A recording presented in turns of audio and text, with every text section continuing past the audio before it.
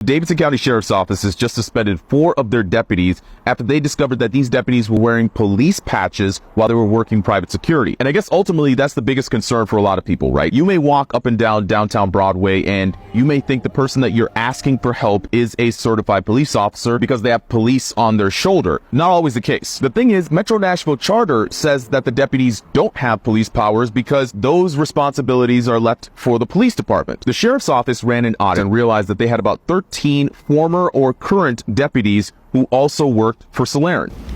Which made me think about my interview with Solaren CEO Jack Byrd just last year. He showed up with a stack of documents that he felt validated his claims that any of his security guards can wear a police patch as long as they're sworn law enforcement anywhere in the state. But the thing is, just because you're a sworn officer doesn't mean you're certified by the state. Does that make sense? Certified means that you've done the training and you've gone through the academy. According to this report, deputies actually said that they felt uncomfortable at times wearing the police patch, but they were convinced by Byrd that it was okay. We do this because there's no other way to augment it.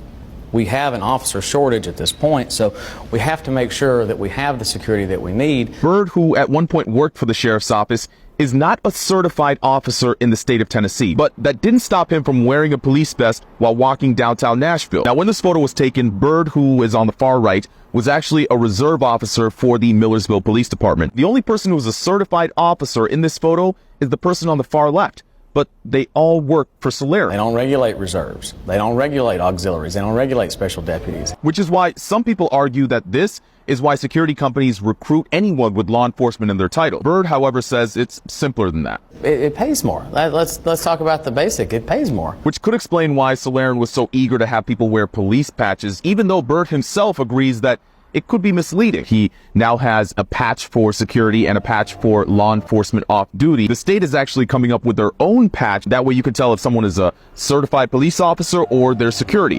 What do you think?